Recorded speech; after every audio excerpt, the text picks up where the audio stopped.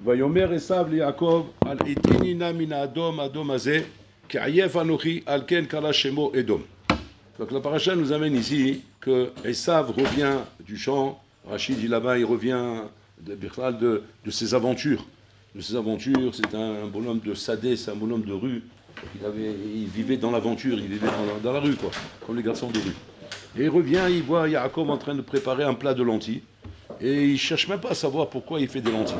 Parce qu'il aurait pu se demander pourquoi tu fais des lentilles. Les lentilles, en vérité, c'était pour le deuil d'Abraham Avinu. Mais il ne pose pas de questions. Il ne cherche pas à savoir pourquoi il fait des lentilles. Les lentilles, on fait pour le deuil. Et il sait ça, il a grandi chez Israël, il connaît les coutumes, etc. Ce qui l'intéresse simplement, c'est quoi? C'est donne-moi à manger. Je suis fatigué. Il s'est battu contre Nemrod, il a terrassé là-bas. Donc il revient à mamage terrassé complètement. Donc il a besoin qu'on lui donne à manger. Et il le dit d'une manière gassin. Al-Itenina. C'est-à-dire engorge-moi, c'est rentre-moi dans la gorge. Comme tu fais quand tu veux faire du pâté foie gras. Ouais, vous avez vu comment on le fait? On prend les oies, on l'ouvre, et on tasse pour le faire grossir le foie. Du pâté foie gras. Alors il a dit comme ça, je vais m'allonger, je vais ouvrir la bouche, ouais, comme un chameau, et là, tu rentres là-bas. Al-Tenina, manière qu'un Al-Tenina, minadom adom azé. De ce rouge là, ce rouge. Donc ça il dit, c'est-à-dire mamash. Qui ayef anochi, car je suis fatigué. Et le passage qui finit en disant Alken karashmo Edom. C'est pour ça que vient le nom de Edom. Donc Edom qui représente les goïms et d'où vient ce mot de Edom? Pourquoi on les appelle Edom? En vérité parce que Esav, quand il a voulu manger les lentilles, il a dit donne-moi du Adom Azé. Alors comment il a dit Adom Azé? Pour ça on l'appelle Edom. La Torah, Rabotai, ça c'est bien pour la société, pour nous à l'école, etc. On donne des surnoms. Alors, on donne des surnoms pour un oui, pour un non. Ouais. Il suffit qu'un bonhomme, il a fait un petit truc, ça y est, on lui donne un surnom. Alors, on va l'appeler, je sais pas moi, la poêle, l'autre on va l'appeler le pélican. Bon, mais ça va jamais être Birlan, un nom qu'on va mettre comme une étiquette sur lui pour toute la vie et appeler tout un monde comme ça, parce que là on parle de Edom, toute la civilisation de Edom. Birlan, elle vient sur le plat de lentilles. Je me un peu, c'est les Edom, c'est le plat de lentilles qu'on les appelle Edom. C'est Péléplaïm. La Torah ne va pas Stam donner des surnoms comme ça, Stam. C'est l'appeler Edom, c'est-à-dire que c'est le nom qu'il faut lui donner. Et maintenant, tu dis, ok, d'accord, mais a priori, la Torah me donne la raison. Que la raison, pourquoi Edom? Pas parce que tu as trouvé une Gematria ou bien un Shoresh. Dans ce nom qui montre que Edom, c'est ce qui caractérise le monde Goy. Non. Tout simplement parce qu'il a dit, je veux ce Adom. Et comme il a dit ça, voilà pourquoi on lui donne ça. Ça veut dire quoi? C'est que la Torah veut nous apprendre quelque chose ici. Elle nous apprend ici, Mamash Rabotai, le culte du Chitzoni. Le culte du Chitzoni. C'est-à-dire que Edom représente le culte du Chitzoni. Ça veut dire de s'intéresser qu'à la Chitzoni des choses, sans aller chercher la pnimut des choses. La pnimut ne m'intéresse pas. Je n'ai pas les kohot. Ani ayef, je suis fatigué et ça demande des efforts. Ça demande des efforts d'approfondir, de chercher le profond de chaque chose. Donc je n'ai pas les kohot de ça, je n'ai pas la force. Donc laisse-moi vivre ce monde bechitzoniyut. C'est ça, Edom. C'est pour ça qu'on l'appelle Edom, et on comprend bien que l'appellation, elle est très claire, elle est très définie. Qu'en fait, que Edom représente tout ce qui est Ritzoni, ce qui représente le Ritzoniyut, sans s'intéresser à la Plimiyut. C'est pas important, de savoir maintenant cette chose-là, où elle amène, à quoi elle fait. Ça fait kiffer, c'est tout. On kiffe, il y en a, fais-le. Ça te donne du plaisir, allez, fais-le. Mais attends, mais regarde les conséquences. Non, ça c'est. Il faut être, comment dire, en forme pour ça. Aïef, on est fatigué. On est fatigué de la vie et donc on n'a pas le temps, on n'a pas les kohot d'approfondir. C'est-à-dire que la Torah c'est du Hamal, la Torah c'est du profond, c'est du Romek, c'est Ishtam, Yoshev, Oalim, et ces choses-là, Rabotet, demandent d'être ma'amik, demandent d'approfondir. Et le monde de dehors, Rabotet, c'est le monde de la Chitzoniyut, on n'a pas le temps, on n'a pas les kohot d'approfondir. Voilà le combat qu'on a devant nous. Donc on a résumé très rapidement en une phrase, Rabotai, la Bechira que tu as devant toi.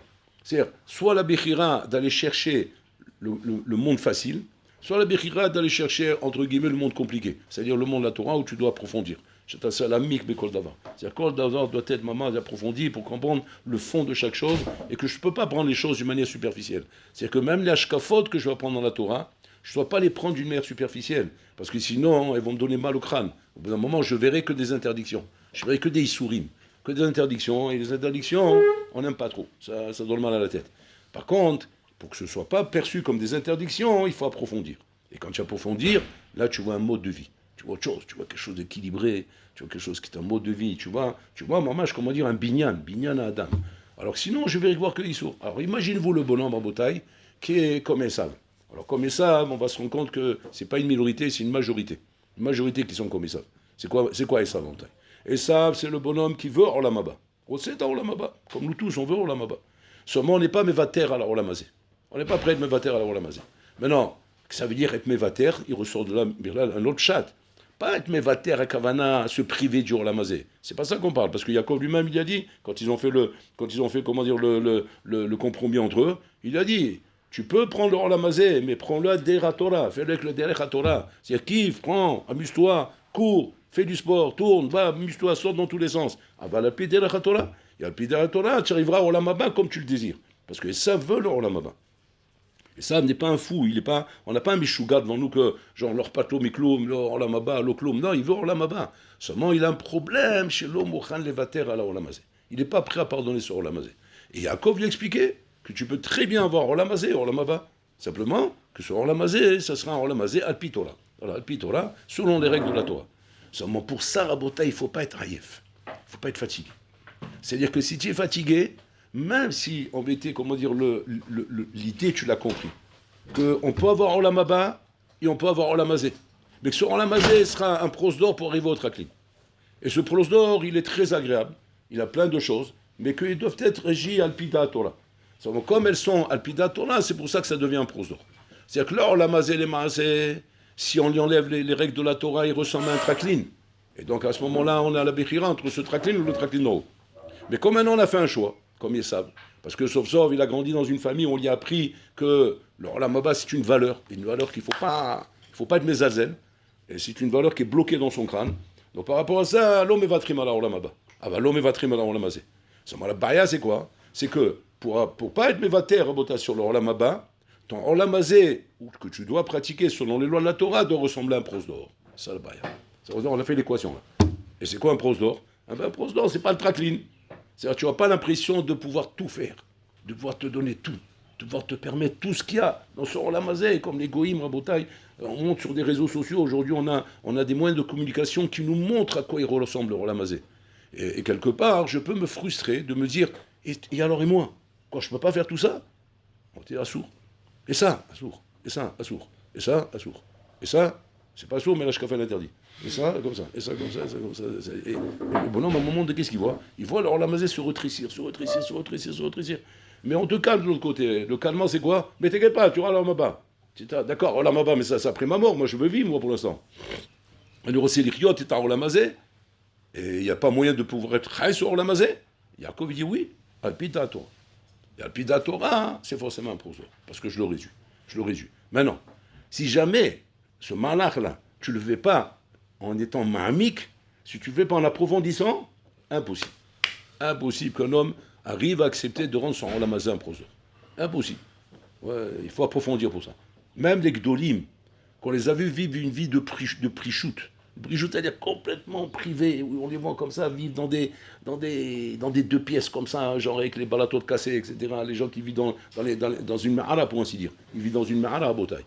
Si c'est pas qu'il a été ma'amik pour être là-bas, lui, le tzaddik lui-même, il n'aurait pas pu supporter d'être là-bas. Pourquoi? Parce que tu as un gouffre. Ok, tu as une neshama, mais tu as un gouffre. Et ce gouffre, Habibi, il n'est pas au niveau de ta neshama, même si tu es un grand tzaddik. Donc il faut qu'il y ait quelque chose qu'Aviachol, qui vient donner une compensation au gouffre. C'est quoi cette compensation? Je suis ma'amik. C'est-à-dire quoi? Je comprends pourquoi je fais ça. Mais je comprends bien au mec. C'est-à-dire que j'ai un sens à ça. Je comprends pourquoi Shabbat, pitom, je ne travaille plus. Je suis menoutak. Il n'y a plus de radio, il n'y a plus de contact, il n'y a plus de communication, il n'y a pas de bus, il n'y a pas de voiture, il n'y a pas de moto, il n'y a pas de plage, il n'y a pas... Voilà. Déconnecté de tout. Et comment j'appelle ça? On est que Shabbat. On est que Shabbat. Le kiff du Shabbat. Si je ne suis pas ma'amik, rabotaï, tu tires une balle. C'est pas possible. Tu vas dire on est que Shabbat, alors que tu vas t'asseoir avec un copain que lui ne comprend pas ce que ça veut dire, tu vas dire mais tu peux m'expliquer quel on est que tu as dans ça? Tu sors pas. Tu peux pas te balader, tu peux pas passer un coup de fil, tu peux pas envoyer une blague, tu peux rien faire. Il y a 39 melachot. Et des toldot, il y en a 2 milliards de toldot, avec 39 melachot. Maintenant, comment tu veux dire maintenant que j'ai Oneg Shabbat? Oneg Shabbat de quoi? Même quand je mange mon poisson... Tu rêves, Mita. Quoi que j'ai fait? J'ai été bourré. Hamita. Donc c'est que. Maintenant, je t'explique, hein, c'est pas compliqué, je t'explique. N'aie pas peur, détends-toi, mais bon, il faut que tu saches, c'est important quand même. Il faut que tu saches maintenant que tu es Hamita. Alors maintenant, tu vas dire, explique-moi, c'est quoi le plat? Le plat, bon, il n'y a pas de Sanhedrin, donc tu passeras pas devant un juge. Voilà, donc ça veut dire, donc ça va, j'ai pas à m'inquiéter. Non, c'est plus grave. Pourquoi c'est plus grave? Parce que le camarade dit là-bas que depuis qu'il n'y a plus Sanhedrin, donc c'est Bololam qui fait le remplaçant. C'est Bololam qui s'occupe des Chiyuv Mita. Ça veut dire quoi il s'occupe? Ben, il va s'arranger pour te faire mourir, pour te liquider selon les 4 Chiyuv Mito. Si tu es ce qu'il a, tu vas tomber d'un bâtiment, ou bien tu vas rentrer dans un platane avec ta voiture. Parce que après, bon, les 50 ans, c'est quel Hachim, il sait comment il fait. Genre, il va te faire parler au téléphone, un truc comme ça, ou bien tu vas un peu dans la lune, BAM! Voilà, platane. Tu vas rien sentir, c'est vite fait. Après, tu vas là. Tu dis, mais attends, mais pourquoi ça? Ben, parce que tu étais pour rire. Tu étais pour rire. C'est quoi? Qu'est-ce que j'ai fait? Tu étais pour rire. C'est quoi? Tu as mis le petit pois là, et il fallait pas toucher le petit pois. Mais je veux pas le. Je sais que tu veux pas, mais tu dois pas le toucher. Alors qu'est-ce qu'il fallait faire? Il fallait prendre le grain de riz. Et le petit pois, touche pas. Pourquoi? Parce que si tu pousses le petit pois, ça veut dire que tu as fait bourrir, tu as mita. Bon, non, cher Olam. Comment tu veux qu'un bonhomme Rabotaille, quand il entend des trucs comme ça, c'est un exemple que je vous donne, hein. Maintenant, ça part dans tous les sens, quoi. Il y a un bouc, ça part dans tous les sens. C'est parce qu'il n'y a pas que là, ils sont dans l'Aïta. Maintenant, ils sont de la banane. Ils sont tous mis là-bas. Tous les rabbins, ils sont venus, ils t'ont fait la panoplie, ils t'en ont mis une tonne là-bas. Tu ne peux même plus respirer. C'est même parler. Non, dis-vous rôle. Tu as dit un mot de rôle. Mais attends, mais laisse-moi parler. Attends, je veux qu'on puisse parler un peu de ce qui se passe en ce moment. Non, parle pas. Mais il y a des choses importantes, là, il y a la guerre. Shabbat, c'est fini. Shabbat, mais alors là, baba, tu es déconnecté, il n'y a plus, tu parles plus de. Et je ne peux pas parler de ma tante, elle a un problème, rien, tu parles pas. Et si tu parles, Alek, si tu parles. C'est-à-dire que tu es mort. Et que tu dis, et attention, il faut que tu comprennes que ça, c'est Onek Shabbat. C'est ce que Yaakov, il explique à Esav. Maintenant, Esav, il pète un câble, il devient fou. Il dit, mais qu'est-ce que tu me racontes? Mais tu ne peux pas me dire ça, c'est Oneg. Tu sais pourquoi je ne peux pas te le dire? Parce que tu es Chitsoni. Si tu es Pnimi, tu peux comprendre. C'est que toute la Torah Rabotai ne devient Oneg que si elle est Pnimite. Si elle est Chitsonite, et c'est ça le débat qu'on a à chaque fois à Rabotai quand on discute. Quand on discute par exemple un sujet, on prend un sujet. Qu'est-ce qui fait qu'on ressent une frustration et qu'on n'arrive pas à accepter? Parce que tu as le bonhomme en face qui écoute et qui veut comprendre ça d'une manière chitsonite, et le bonhomme en face qui explique et qui veut faire comprendre ça d'une manière pnimite.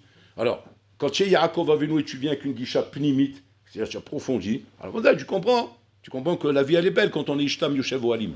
Mais quand maintenant tu veux d'une manière chitsonite comprendre le oneg du Shabbat, le oneg de la Torah, le oneg des mitzvot, le oneg de la Taharat Mishpacha, le oneg de la Sinyout, le oneg de parler dans une plage mixte, ouais, où tu es dans une plage avec rien que des noirs. Non, pas noirs, comme ça, noirs. Ils sont habillés en noir. Ils vont dans la mer avec le frac, avec les chaussures Sinyout. Ouais, attention. Très marmire. Et toi, tu arrives là-bas, ouais, tu vas avec ton petit maillot comme ça, genre James Bond. C'est petit maillot comme ça. Tu l'as acheté bien, tu veux. Alors, les gens, ils te regardent, genre, qu'est-ce que tu fais là, toi? Comment que je fais là? Attends, j'étais allé chez moi, on m'a dit, il ne faut pas aller à la plage mixte. Alors, je suis venu ici, mais moi, c'est mon maillot. Ouais, mais c'est pas comme ça. Comment c'est pas comme ça? Mais quoi, on est entre hommes, non? Ah non, il faut. Mais je sais pas, mais une cagoule, mais quelque chose, mais une cape, quelque chose pour vous baigner, etc. Moi, j'exagère. En attendant, le bonhomme, il voit ça, Raboda, qu'est-ce qu'il se dit? Il se dit, attends, mais c'est pas une vie, ça. C'est le Guinam sur terre. On ne peut pas tranquillement à la plage, on ne peut pas tranquillement se balader, on ne peut pas se détendre tranquillement, on peut rouler. Si tu regardes d'une manière chitsonite, Rabotaï, c'est un mal de crâne. C'est un mal de crâne, tout ça. C'est ça le combat avec Esav. Donc Yaakov Avinu fait comprendre à Esav, t'amuses pas avec tout ça. Le monde a été créé, on est dans ce monde malgré nous, on vit malgré nous, on va mourir malgré nous, on sera jugé malgré nous. Donc ne cherche pas à faire le malin, il a commencé à dire, je suis pas d'accord, je m'oppose. Oppose-toi jusqu'à demain, tu vas finir avec 10 marchabala dans la tombe, ils vont te faire hipouta kever, ils vont jouer au tennis avec toi. Mais qu'est-ce que je vais dire? Mais j'étais pas d'accord. Ben ouais, bon, ça c'est à la Knesset. Maintenant, là-bas, il n'y a pas de intolérant. C'est-à-dire que là-bas, il n'y a pas de genre des élections, on vote, il n'y a pas d'élection. J'ai toujours raison. Et même si je ne suis pas d'accord, malgré toi. Malgré toi, c'est-à-dire, j'ai réussi à prouver que j'avais raison, on va dire, hein, ça comme ça. Mais en face, malgré toi. C'est quoi malgré toi? À un moment donné, je te dis, stock! C'est ce qui s'est passé. Akashbou, il tue les dialogues et malroutes. Tout de suite, tout le monde saute. Zoutora Zouskara. C'est ça la Torah, c'est ça son mérite. Shtok. Voilà, c'est ça le règle du jeu. Quand Hachem il voit qu'il ne peut plus te répondre, il te dit ferme-la. Shtok. Car Allah bemarshava. Comme ça j'ai pensé quand j'ai créé ce monde. C'est-à-dire que c'est malgré toi, c'est ça le nien. Et Yaakov Avinu, il sait ça.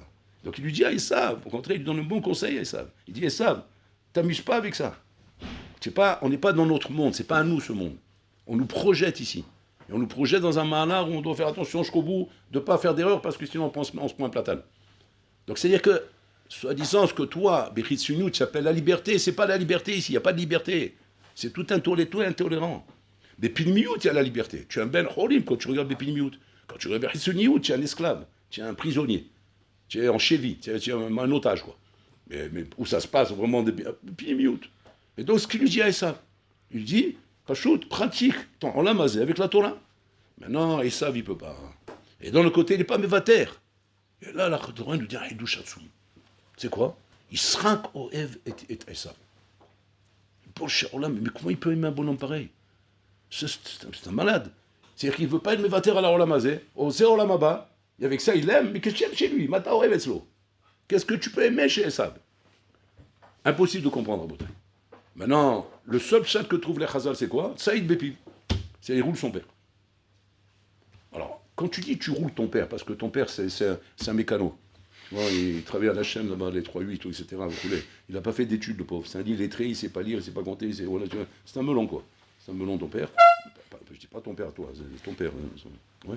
C'est un melon. Donc il ne comprend rien, le pauvre. Il n'a pas de pédagogie, d'ignani. Alors tu peux le rouler. Ouais, donc il ne comprend pas. On va dire, ah d'accord. Où tu vas maintenant? Je sors. Non, je vais faire du jogging. Maintenant, bon, il est pas fif, lui. Comment, mais quoi, jogging quoi, jusqu'à 2h du matin? Ah ouais, il est frais, c'est bon, c'est très barré. Comme ça, les médecins, ils ont dit, c'est maintenant, parce qu'ils ont la pollution. Tu vois? Et avec la pollution, on peut s'étouffer. Donc il faut que je sois. S'il est fif, le père, qu'est-ce qu'il va dire? Bon, assis-toi, tu prends pas. Tu te moques de moi. Hein, tu te moques de moi. Je vais te calmer. Je vais t'apprendre à ne pas te moquer de moi. Ça, c'est quand il est fif. Mais quand le père, tu commences, c'est un mécano, il travaille dans le gombu, dans la Grèce, etc., du matin au soir. Il a qu'une idée, quand il arrive à la maison, il veut se mettre à l'aise, il veut dormir. Mais il n'a pas la force, Et le corps. Isra Kavinu, Habibi, c'est pas un rigolo. Isra Kavinu, c'est Sadik et Sod Olam, Olat Mima, Akeda, c'est Navi, il n'y a pas. Le Harizal, un bonhomme, il rentrait chez lui, rien qu'il rentrait chez lui, le bonhomme, il lui dit une chose, sur son front, il voit le contraire. C'est-à-dire le front du bonhomme pour le Hari, c'était un écran d'iPhone. Donc tu comprends, quand tu lui racontes ta vie, tu dis, alors voilà, Godarav, j'ai ça. Tu mens. Pourquoi vous dites que je mens? C'est parce qu'il est écrit dans l'écran. Tu me dis ça, mais dans l'écran, c'est marqué autrement. C'est utilisé. Les gens, ils avaient peur d'entrer chez le Hari. Ils tremblaient de peur. Ils faisaient tchouva avant de rentrer chez lui. C'est pour ils faisaient tchouva. Les gros appels tchouva. Anitaken tasmi. Je me calme. Anitaken. Beyout kevavke. Yeshen choukou chabelchou. Et après, il rentrait chez le Hari. Alors l'écran était pas mal nettoyé, mais il arrivait quand même à voir des choses. Après il dit, non, c'est pas encore ça. Et il revenait, c'est pas ça. C'est comme ça le Hari, Rabotai, il y a 500 ans en arrière. Qu'est-ce que tu vas dire sur Isra Kavinu? Mais Isra Kavinu, il n'a même pas besoin de lire l'écran, lui il sent. Comme c'est marqué là-bas, il a senti. Il sent l'odeur. Il sent la poubelle ou il sent le sadique. Donc quand il rentre, il sent pas la poubelle. Quoi, tu veux dire qu'ils savent quand il rentrait, il sentait le Gan Eden? Quand Yaakov il est rentré, c'est marqué là-bas qu'il a senti le Gan Eden. Mais quand Esav il rentrait, qu'est-ce qu'il sentait? La Torah a dit Saïd Bepiv. Incroyable et vrai. Si c'est pas écrit, on ne peut pas le croire. Esav, c'était Bamash un roublard. Il était capable de rouler Yaakov, de rouler Israël. Il a complètement roulé Israël. Il arrivait avec Saïd Bepiv qu'on peut même pas imaginer ce que ça veut dire à Botaï. C'est pas les embrouilles que nous on connaît. C'est Habibi, c'est du très très très haut niveau, puisque la Torah lui dit. Saïd Bepi, c'est un chasseur par sa bouche. Et Israël Kavinu était persuadé qu'il avait devant lui un Hasidah Kadisha. La preuve, il voulait donner les barchot à lui. Alors que Yaakov et Rivka savaient que c'est un bandit. C'est un bandit, il va prendre les barchot chez Mishmor. Mais en attendant, Israël ne voyait pas. Il ne voyait pas, il ne comprenait pas ce que Rivka et Yaakov avaient contre lui. Il dit que je comprends pas ce que vous avez contre lui. C'est un bon garçon, pourquoi vous voulez le détruire? Pourquoi vous voulez l'abîmer? C'est un très bon garçon. Et donc il voulait absolument l'aider. Il lui donnait les balachot. Ad kedekar. Donc Yaakov, ils savent qu'Aviachol, a cru trouver le compromis. Je vais avoir les brachot de mon père. Pour avoir les brachot de mon père, il faut que je sois un mytho. Ouais. Et ça me va. Parce que j'ai Rolamazé, j'ai le mytho qui m'amène au Olamaba. Voilà, j'ai trouvé un autre chemin. Toi, Yaakov, tu es en train de me dire que le chemin qui amène au Olamaba, c'est le prosdor. Moi, il n'y a pas de prosdor chez moi. Tu as compris, je ne vais pas devenir fou, je ne vais pas me pendre, etc. Il y a un autre chemin pour arriver au Olamaba. C'est le chemin des mythos. Voilà. Il n'y a que mythos, on peut arriver au Olamaba. Donc c'est quoi le chemin des mythos, Rabotai? Eh bien, c'est simple. On se laisse pousser une barbe, on porte un frac, on met des tzitziotes, on fait le religieux, voilà, et on a Olam Haba. Attends, ça, Habibi, je t'explique. Ça, c'est bien hein, quand tu es dans le monde des hommes. Alors, dans le monde des hommes, à Madi Shikra, tu peux rouler les hommes. Mais quand tu es avec Hachem, tu ne peux pas. Et ça, le bonhomme Rabotai, ce qui fait mal, c'est que de sa vie, il va le voir, ça. Il va pas, c'est pas après 120 ans qu'il va le voir. De sa vie, il va le voir. Où est-ce que Esav, il a pris la tarte à Rabotai? Esav, il a pris la tarte lorsqu'il voit Yaakov Avinu revenir de chez Lavan. Il va revenir à Bota avec un monde fou autour de lui. Alors qu'il est parti Bemaklo, il est parti avec son bâton. Il est parti comme un fuyard, comme un bonhomme qu'on veut assassiner. Et ça, il voulait le tuer. Rivka, il a dit à la Makom, sauve-toi d'ici, ton frère va te tuer. Donc il est parti comme un voleur, le pauvre. Sans rien, avec un bâton dans les mains. Il a traversé le Yarden là-bas, il est arrivé tout nu là-bas parce qu'il a pris tous les vêtements sur la route. Il s'est retrouvé tout nu dans le Yarden. Et il regarde le ciel, il dit, bon cher Olam, qu'est-ce que je dois faire? Il n'avait rien. Il revient avec une famille, avec des troupeaux. Ça devient comme un bonhomme blindé. À l'époque, c'est ça la richesse, c'est les troupeaux, l'ignani. Et ça, il avait 400 hommes. Il voit ça de loin. Il dit à Yaakov, Mazé, c'est quoi ça? Il dit, comment, c'est quoi ça? Ben, c'est ma famille. Il dit, attends, mais ça c'est Rolamazé, ça. Il dit, mais Kartaout, tu m'as roulé. J'ai dit, prends Rolamaba et moi Rolamazé. Mais ça, c'est Rolamazé, ça. Et ça, là, il prend la tarte. Là, il prend la tartine, ça. Parce qu'il dit, non, c'est Rolamazé. Mais c'est Prosdor. C'est Rolamazé Prosdor. Ça m'a une ami, comme maintenant tu le vois, alors tu as l'impression que c'est quelque chose à Tsoum. Mais c'est ça le Prosdor. C'est-à-dire que là, il lui explique, Yaakov Avinu, tu as vu en étant Ishtam Yoshev Olim, tu as vu, on arrive à des choses extraordinaires dans ce monde. Seulement pour ça, hein, il faut passer par le Prosdor. Et voilà, seulement Esav, tu n'as pas voulu. Qu'est-ce qu'il lui dit, Esav? Il dit, non, attends, moi je veux avoir Olamaba. Simplement, je ne voulais pas perdre le Rolamazé. Mais maintenant que je vois qu'on peut avoir Rolamazé, je ne suis pas d'accord. Il lui dit, ouais, mais ce Rolamazé, tu l'as refusé. Pourquoi? Parce que pour l'avoir, il faut être en règle avec Akakjbou. Tu es en règle avec Akakjbou, tu auras Rolamazé. Sinon, pas shoot, ce Rolamazé deviendra un enfer pour toi. Tu as des bonhommes à Botaï qui malheureusement se font un nœud dans ce Rolam. Regarde le nœud qu'on se fait qui ressemble au nœud de Esav. Le nœud de Esav, c'est quoi? C'est qu'on prend le Rolamazé à Botaï avec tout ce qu'on pourrait gagner dans ce monde. Dans ce monde, on peut faire beaucoup d'argent. On peut faire du business, on peut faire des affaires. On peut devenir riche. On peut se construire des baraques, s'acheter des voitures, se payer des voyages. On peut aller d'un bout à l'autre du monde. Il y a des moyens. S'il y a de l'argent, tu peux tout faire dans ce monde. Et pour ça, le bonhomme, qu'est-ce qu'il va faire? Il va comprendre tout de suite que quoi? Qu'il faut gagner beaucoup d'argent. De l'autre côté, il dit, attends, mais je ne veux pas perdre le Olamaba, moi. Comment il fait? C'est quoi le compromis en bouteille pour ne pas perdre le Olamaba? Eh bien, c'est simple. Ce que je vais faire, c'est quoi? C'est que je vais être Kovéatim la Torah, je vais être, faire les misos, je vais respecter Shabbat, et de cette manière, tout va aller bien. Et là, vous allez voir le problème, le nœud où il est. Le nœud, il est là, la bouteille. Que quand tu te poses la question, maintenant, tu te dis comme ça.